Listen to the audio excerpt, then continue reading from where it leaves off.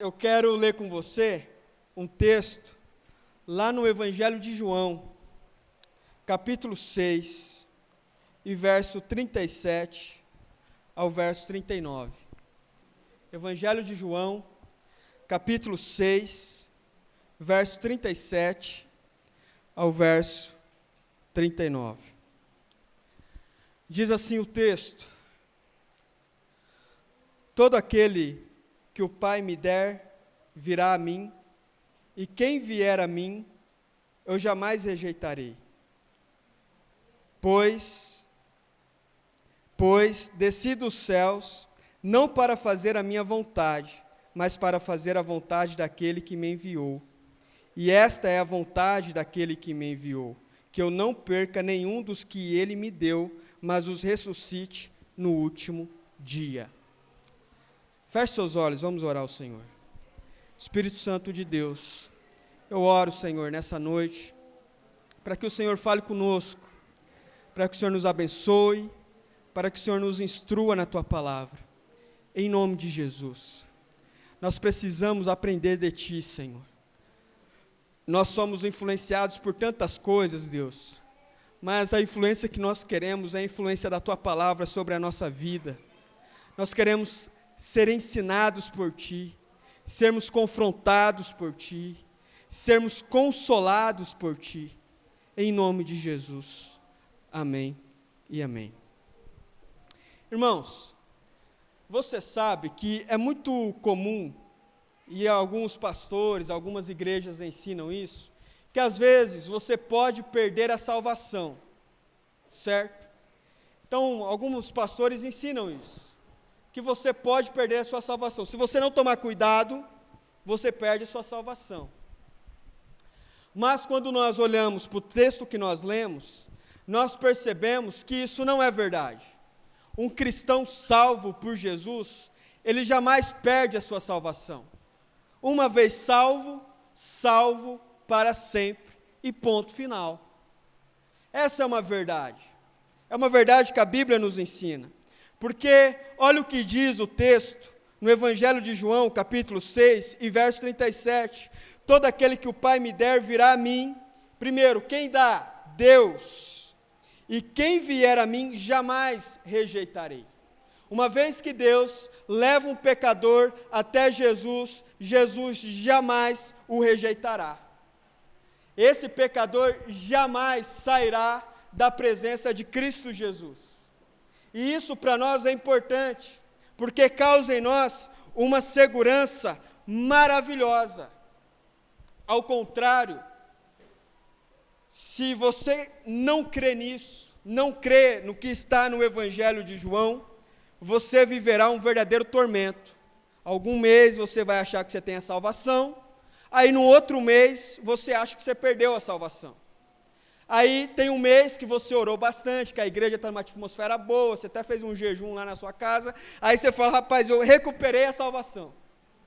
Aí, por algum motivo, você fez alguma burrada na sua vida, aí você pensa, nossa, eu acho que eu perdi a salvação.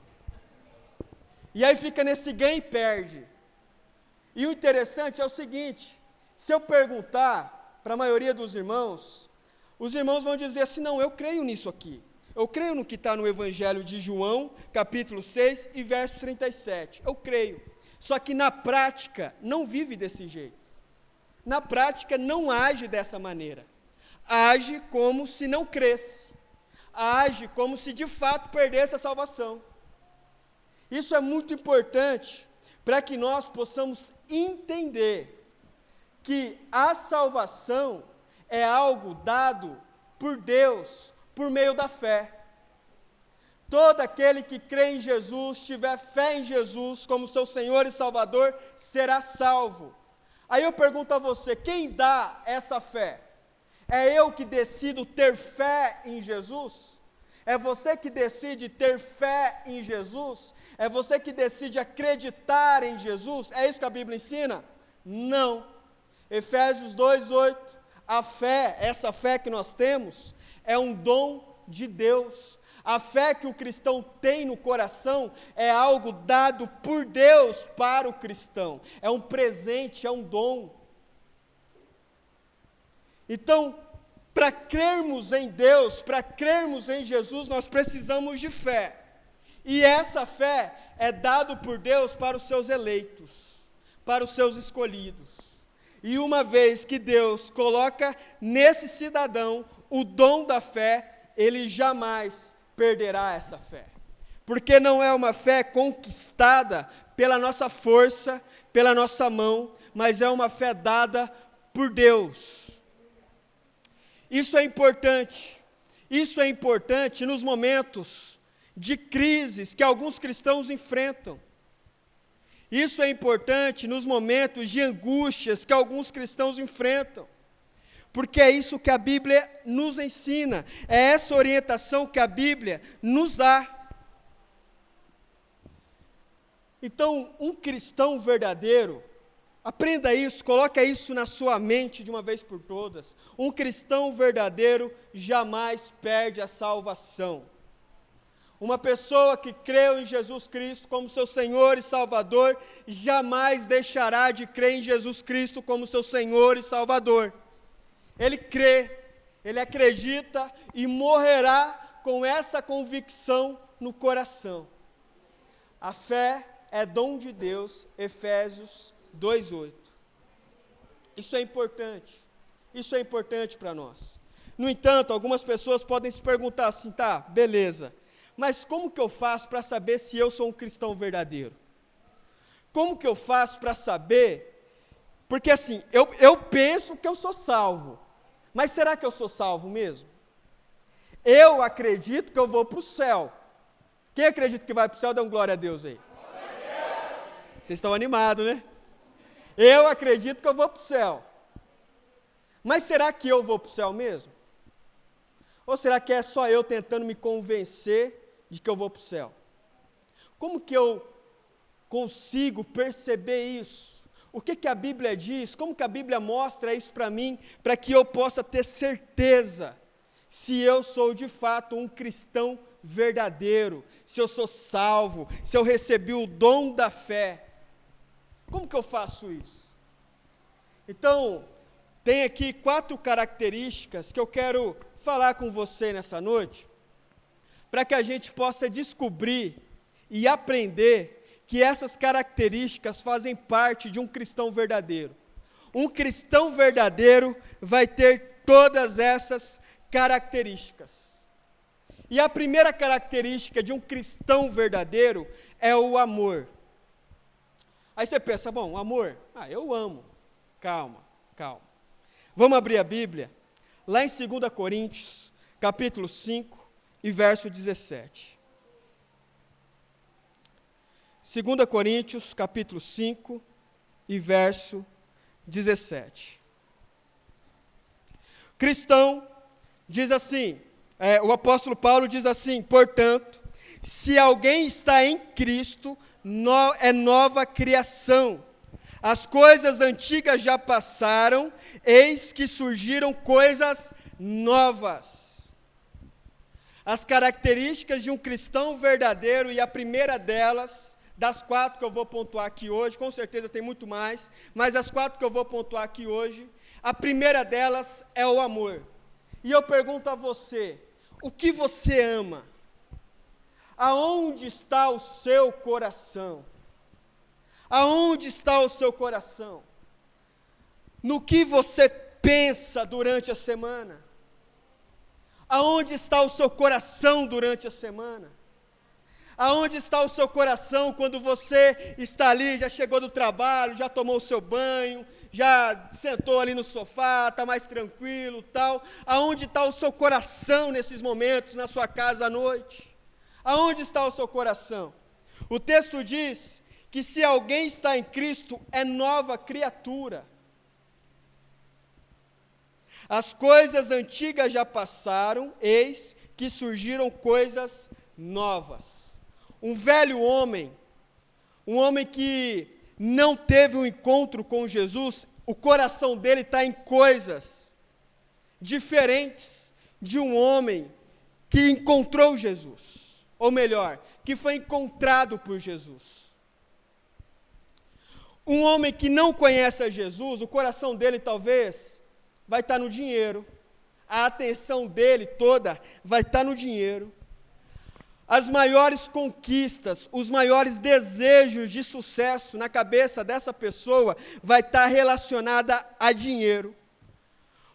Uma pessoa que não encontrou a Cristo, ela provavelmente vai ter o seu coração voltado para coisas sexuais, vai ser um escravo sexual, vai ser um escravo das suas paixões sexuais. Uma pessoa que não encontrou a Cristo, provavelmente vai ser escravo das suas mentiras, vai ser escravo do seu egoísmo, das suas invejas. Uma pessoa que não encontrou a Cristo tem todas essas paixões. Todas essas paixões. Mas, uma pessoa que encontrou a Jesus tem um novo amor. A pessoa que encontrou Jesus já não ama mais essas coisas aqui. Ela ama coisas novas. Ela ama ao Senhor agora. Ela tem um amor por Deus. Uma coisa que ela não sabe explicar direito. E não é um amor perfeito. Não é um amor perfeito, porque nenhum ser humano consegue amar a Deus perfeitamente, porque nós somos pecadores, nós temos em nós as consequências da queda. Mas mesmo não tendo um amor perfeito por Deus, nós amamos a Deus. Nós amamos a Deus. Nós amamos a palavra de Deus. Nós temos um amor pela palavra de Deus. Nós temos uma reverência pela palavra de Deus. Aonde a palavra de Deus é dita, nós paramos e prestamos atenção. Ainda que seja pela boca de uma criança. Nós paramos e prestamos atenção. Nós amamos a igreja, nós amamos estar reunidos com os nossos irmãos de fé, todos esses irmãos que receberam o dom da fé por Jesus.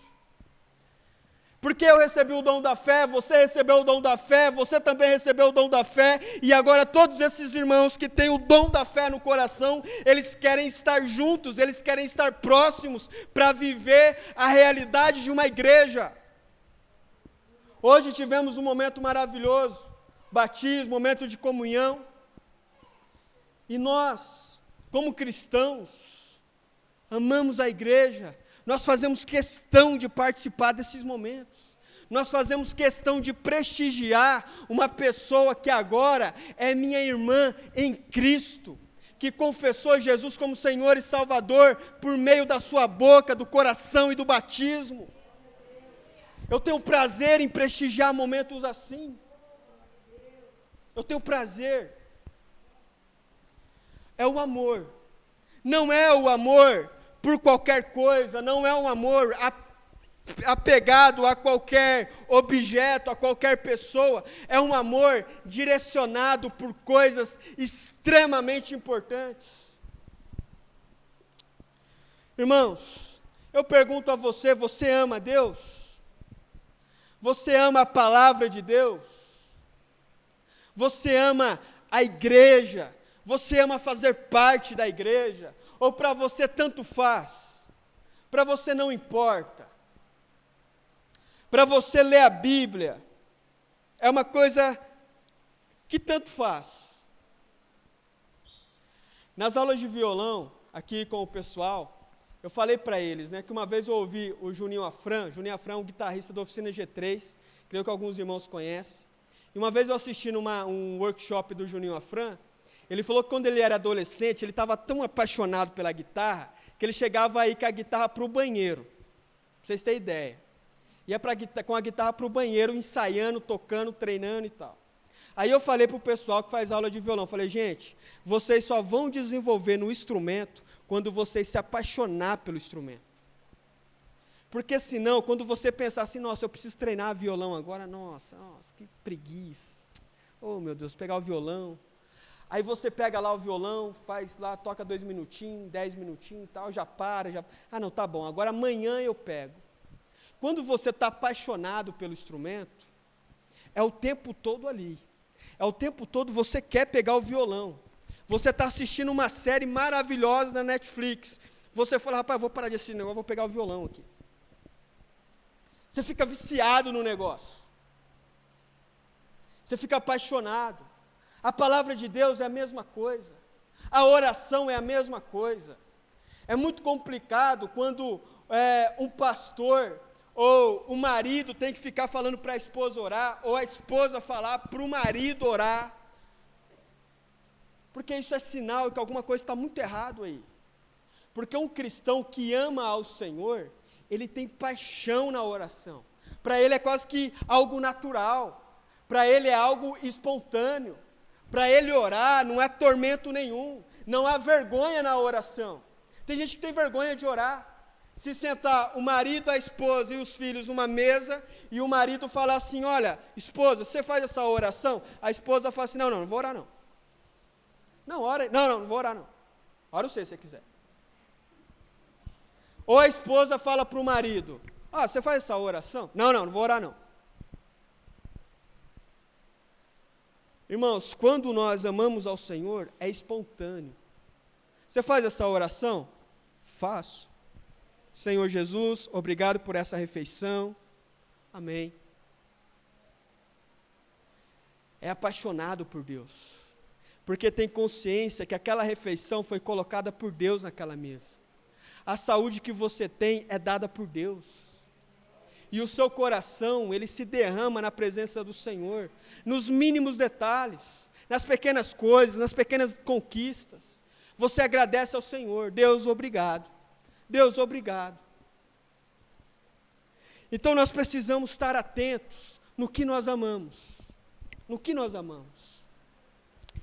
A segunda evidência de um cristão salvo, até fiz uma lista aqui, que eu estava sem a Bíblia, irmãos. Você vê como que é uma pessoa sem Bíblia, né? Irmãos, um cristão salvo, ele primeiro tem esse amor por Deus. Segundo,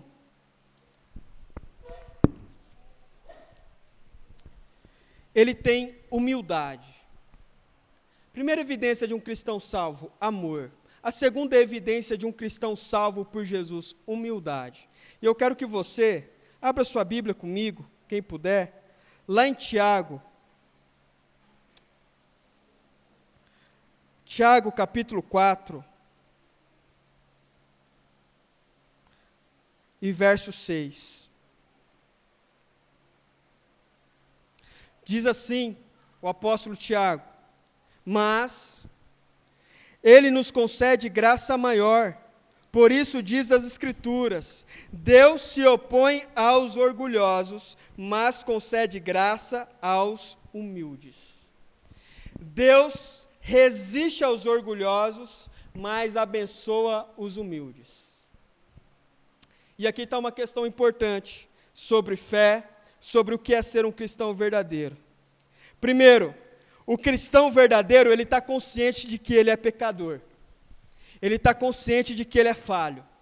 Ele está consciente de que ele deixa a desejar em muita coisa. Ele está consciente que ele gosta de orar, ama orar, mas ele não ora o quanto deveria. Porque a sua natureza pecaminosa, às vezes, o impede de fazer isso. O cristão verdadeiro, ele ama ler as Escrituras.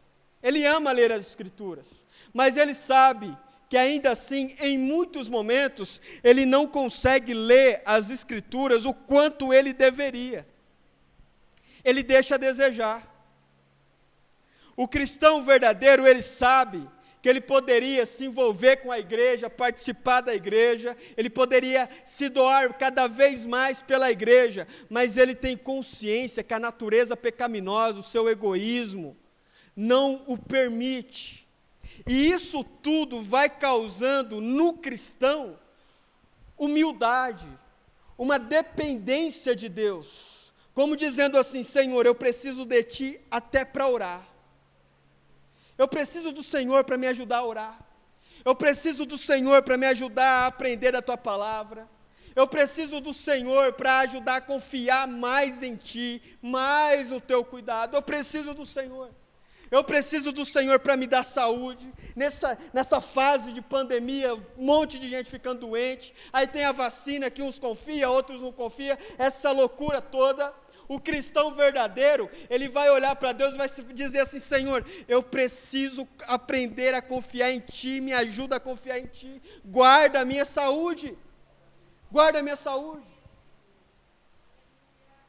O cristão, ele sempre vai ter essa atitude de humildade. Que você não é tão bom quanto você deveria ser. Irmãos, tem uma falácia muito grande na igreja, e eu quando falo igreja de modo geral, que é o seguinte: algumas pessoas talvez já falaram isso aqui, ou já perguntaram para alguém, falaram assim: olha, quantas almas você já ganhou para Jesus? Você já ouviu essa pergunta? Quantas almas você já ganhou para Jesus? Aí eu falei: teve uma época que eu ganhei bastante alma para Jesus. Eu falei: não, agora eu estou numa época não estou ganhando ninguém para Jesus. O cristão verdadeiro, sabe o que ele vai dizer? Eu jamais ganhei nenhuma alma para Jesus, inclusive nem a minha própria. A minha alma foi alcançada por Deus por meio da graça. Eu não fiz nada para receber isso. E eu não sou capaz de salvar ninguém. Eu não sou capaz de trazer a salvação para a vida de ninguém. Eu sou apenas um instrumento na mão do Senhor. Quem faz a obra, quem transforma o coração, quem traz o arrependimento, quem traz o renovo, é o Espírito Santo de Deus. É a humildade do cristão verdadeiro, de dizer assim: eu jamais ganhei uma alma para Jesus. Todas as vidas que vieram para a igreja foi por meio do Espírito Santo. O máximo que eu fiz foi um trabalho de um servo inútil, como diz o apóstolo Paulo. O máximo. O máximo. Você não é capaz de ganhar a alma do seu filho. Se Deus não operar no coração do seu filho, da sua filha, você jamais vai ganhar a alma dele. É o Espírito Santo de Deus que faz isso. É o Espírito Santo de Deus que converte o coração do homem, um coração de pedra, num coração de carne. Nós precisamos, irmãos, ter essa consciência, essa humildade ao olhar para as Escrituras, ao olhar para a nossa vida, ao olhar para a nossa realidade. Porque senão nós ficamos arrogantes. Aí nós dizemos, nós contabilizamos, porque eu já ganhei 10 almas para Jesus. Eu já ganhei 20 almas para Jesus. Eu já fiz isso. Eu já fiz aquilo. Do início ao fim, é Jesus operando em você. Nem fé, como eu disse no início, nem a fé é a gente que decide ter, é presente de Deus, é dom de Deus. É Ele que coloca essa fé no seu coração. Não é eu que decidi ter fé, é Deus que coloca. Por isso, que todas as vezes que você for pregar para alguém, for falar de Jesus para alguém, for fazer uma oração por alguém, você ore para que o Espírito Santo possa agir naquela vida, porque se depender de você, não vira nada, não acontece nada. E isso causa humildade. Isso causa em nós quebrantamento, dependência de Deus. Nós vamos diminuindo. O nosso ego, ele vai diminuindo. Ele vai diminuindo. E nós vamos aprendendo a confiar cada vez mais nesse Senhor. Então a primeira evidência de um cristão verdadeiro é o amor pelas coisas corretas. Segunda evidência, humildade. E a terceira, obediência. Romanos capítulo 7, verso 19.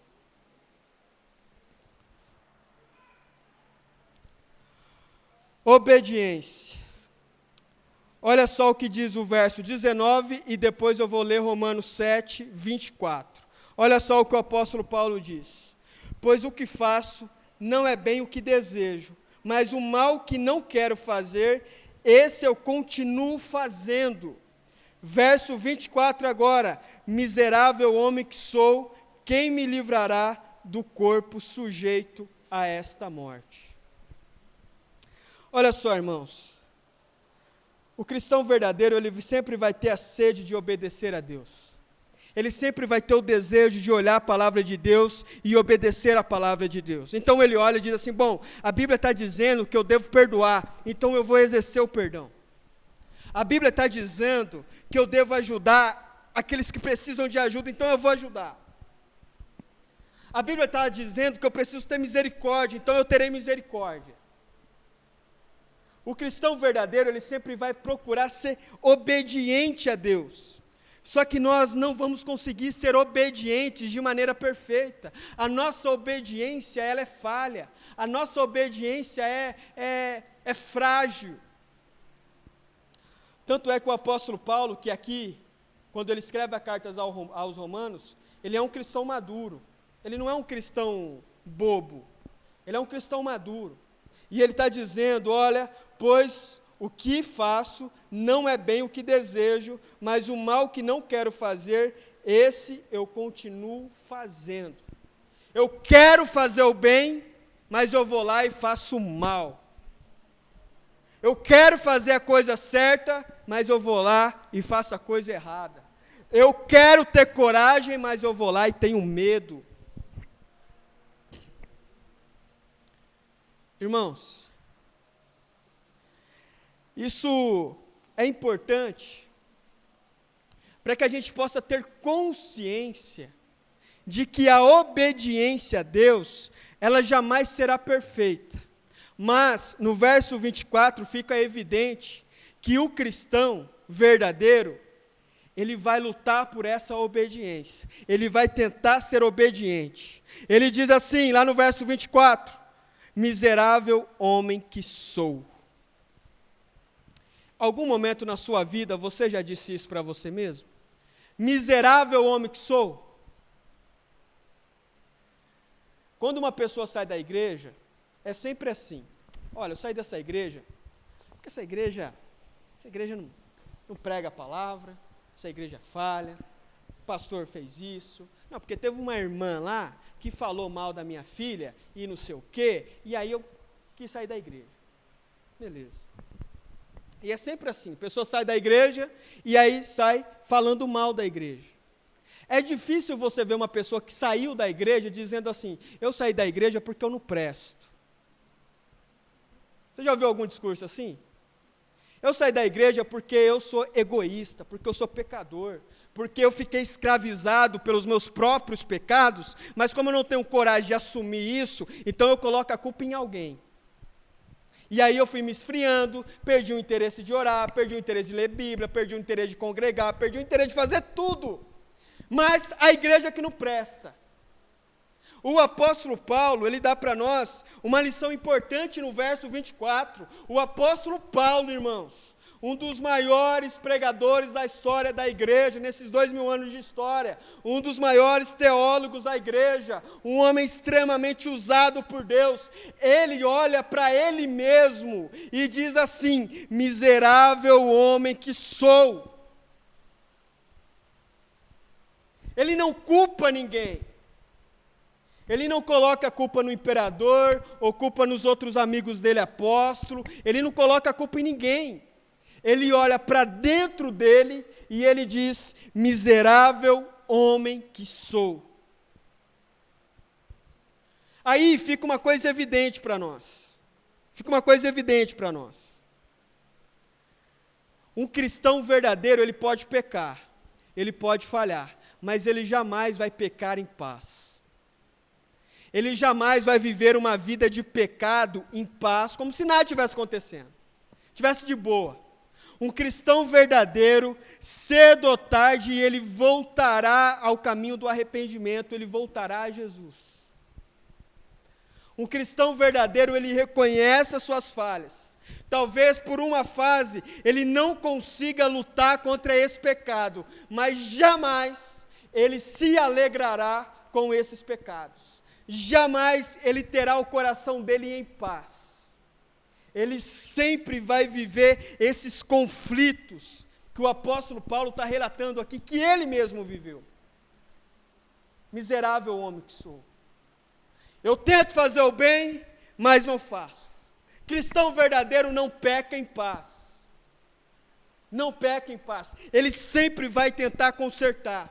Ele sempre vai tentar remediar. Ele sempre vai pedir perdão. Ele sempre vai mostrar arrependimento a Deus. E qual é o melhor jeito de você mostrar que você se arrependeu de alguma coisa? Não fazendo mais. Eu me arrependi. Como que eu mostro isso de verdade? Não fazendo mais. São evidências que a Bíblia nos dá daquilo que é ser um cristão. Existe aqui perfeição, irmãos? Não. Não existe homens perfeitos. Não existe mulheres perfeitas. Não existe. O que existe são pessoas que precisam da graça de Deus do amanhecer ao anoitecer. Pessoas que precisam da graça de Deus quando abre os olhos até fechar os olhos. Pessoas que precisam da graça de Deus quando estão dormindo, com os olhos fechados ali. Precisam da graça de Deus protegendo, dando saúde, para que o coração não pare durante o sono, para que a casa não seja assaltada durante o sono, para que não venha ter nenhum problema durante o seu sono, para que o sono do cristão verdadeiro possa ser um sono confiante em Deus. São evidências do cristão verdadeiro. São evidências do cristão verdadeiro. Vamos para a quarta característica de um cristão verdadeiro. Quarta e última característica. Diga comigo assim: perseverança. Misericórdia, Senhor. Mais forte, irmãos. Perseverança. Aqui o negócio vai pegar. Queria falar não, mas vai pegar agora, hein? Vamos lá para Jó, livro de Jó. Capítulo 13 e verso 15. Jó diz assim: embora ele me mate, embora Deus me mate, ainda assim esperarei nele. Irmãos, eu vou falar uma coisa para vocês. Tem gente que diz assim: olha, eu confessei Jesus como meu Senhor e Salvador, entreguei a minha vida para Jesus, agora Jesus é o Senhor da minha vida, eu estou bem com Jesus. Eu quero participar da igreja, eu quero ser parte do corpo da igreja, eu quero ser membro, eu quero batizar, eu quero me envolver, eu quero estar junto, e aquela alegria toda. Aí então, vem uma dificuldade, vem um problema, vem uma enfermidade, vem um câncer, e aí logo essa pessoa olha e fala: não, eu não quero mais Deus, eu não quero mais Jesus, eu não confio mais em Deus, eu não acredito em Deus. O cristão verdadeiro, irmãos, ele tem a sua confiança em Deus inabalável, ele continua confiando, ele continua acreditando, mesmo quando tudo lhe é tirado. Jó, por exemplo, se você ler a história de Jó, é impossível você ler a história de Jó e não chorar. Você lê aquela história, aquele homem perdendo tudo que ele perdeu, família, propriedades, perdendo a própria saúde. E a declaração de Jó é: ainda que Deus me mate, eu continuarei confiando nele, continuarei esperando nele, continuarei confiando no socorro que ele me trará, ainda que Deus me mate. Perseverança do cristão. Essa perseverança, irmãos, que fez homens, nos primeiros 300 anos de igreja, serem chicoteados, serem presos. Muitos deles tiveram a língua arrancada, braços arrancados, para ver se eles negavam a Jesus. E eles continuavam perseverantes na sua fé. Eles continuavam acreditando e confiando em Jesus. Muitos deles morreram com essa segurança no coração. E a mesma coisa que você precisa analisar na sua vida. Será que quando a coisa realmente começar a azedar para você, a ficar ruim para você, você vai continuar confiando? Você vai continuar acreditando? Você vai continuar entregando toda a sua esperança em Deus? Porque a enfermidade pode vir. Você pode perder alguém querido na sua família. Quem disse que não? Alguém muito querido na sua família pode morrer. Você pode descobrir daqui 1 mês, daqui 2 meses, que você está com uma enfermidade seríssima. Uma doença grave. E o que você fará com isso? Você pode enfrentar um problema familiar que vai querer fazer você desistir. Você pode enfrentar uma decepção amorosa. Como eu vejo muitos casos de pessoas que vão para a igreja em busca de um parceiro, de uma parceira, ora, pedindo para Deus, para que Deus abençoe, não sei o quê, e na hora que Deus fecha a porta, essa pessoa imediatamente esfria, para de buscar a Deus.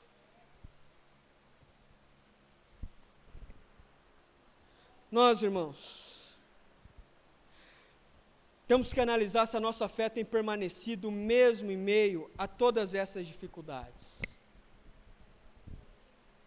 Eu vou contar um testemunho para os irmãos. Tem muitas coisas que eu gostaria de contar para os irmãos, que já aconteceu na minha vida, mas eu sinto que eu estou muito novo ainda para falar de algumas coisas. Eu vou esperar ficar mais velho para eu falar. Se Deus deixar eu ficar mais velho, obviamente. Mas algumas coisas eu vou falar. Os irmãos sabem que falo bem pouco sobre a minha vida nas pregações, mas eu vou dar um testemunho para você. Em 2016, vocês lembram daquele clipe que nós gravamos, Maravilhosa Graça? Vocês lembram disso? Está no YouTube lá e tal. No dia que a gente foi gravar esse clipe no estúdio, o pessoal estava lá, já eles me mandaram mensagem: pastor, a gente chegou aqui no estúdio, estamos aqui já com o produtor, gravando tudo, não sei o quê. Eu estava no hospital, fui fazer um exame no hospital. Aí eu falei assim, já eu chego aí. Aí fui no hospital fazer um exame, porque começou a sair umas manchas no meu corpo. E aí eu fui na clínica geral e tal, e ela falou assim, olha, passa a pomada aqui, vê se vai melhorar. Se não melhorar, você vai precisar, a gente vai precisar fazer uns exames, ir para um especialista e tal. Aí fui lá, passei as pomadas, ela falou assim, ó, se não for nada assim grave, em 15 dias essas manchas todas sumiram do seu corpo. E aí, beleza, passei as pomadas, né, na esperança, né, falei, nossa, vai sumir, em nome de Jesus, né? Passei as pomadas e absolutamente nenhuma mancha saiu do lugar. Estava lá do mesmo jeito. Aí então, eu fui para o especialista, que foi no dia da gravação no estúdio desse clipe Maravilhosa Graça. Fui no hospital de manhã, cheguei lá no especialista, tal, ele pediu os exames, olhou, analisou, tal, tinha umas manchas na minha perna, não sei o quê. Aí ele falou assim, olha, sinto muito dizer para você, mas você tem vitiligo. Quem não sabe o que é vitiligo, é aquela doença que o Michael Jackson teve lá, que fica todo manchado de branco, a pele da pessoa para de produzir melanina. E o seu vitiligo é o mais grave, é o mais forte que tem. Então, qualquer mancha que sair no seu corpo, ela não voltará mais. Você não vai tirar essa mancha mais do seu corpo. E aí, irmão, você sabe, né? Você descobriu um negócio desse, porque não é uma doença que causa dor, mas ela mexe no quê? Na sua estética, mexe na sua aparência. Então, por exemplo, sai uma mancha no seu olho, ou uma mancha no seu rosto, é um negócio na testa, é um negócio que você não consegue reverter mais. Então fica ali. E hoje nós vivemos num mundo extremamente estético, certo? E qualquer pessoa que nasce uma espinha na bochecha num dia importante, já fica revoltada. É ou não é? Tem uma formatura para você ir, você se arruma, compra um vestido, ou compra um terno, tal, não sei o que, o casamento. Aí bem naquele dia nasce uma espinha no meio da sua testa. Você fala, nossa, logo hoje. E aí, quando eu descobri isso, na hora ele falou assim, olha, eu sinto muito, mas não tem muito o que fazer aqui. E aí, acabou para mim aquilo ali, né? Acabou.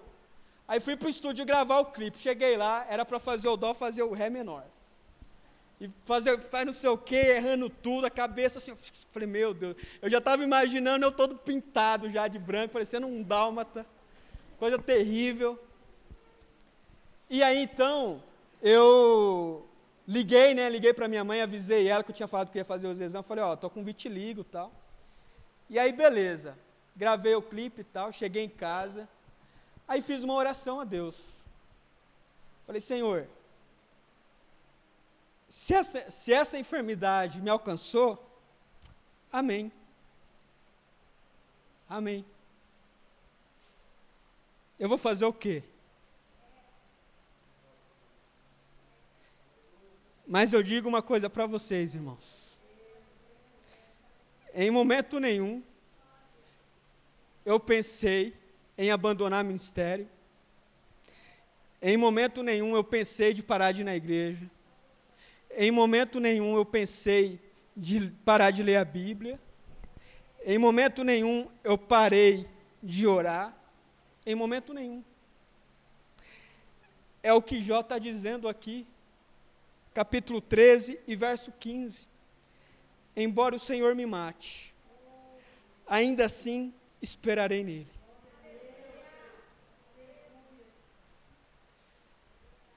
É essa perseverança que você precisa ter.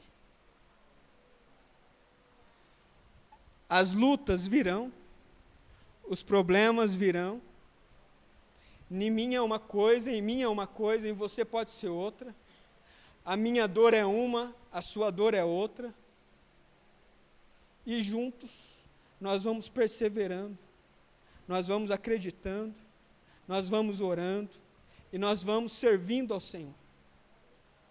Porque todos nós vivemos em um mundo caído, em um mundo de pecado, em um mundo onde a dor, cedo ou tarde, vai nos alcançar.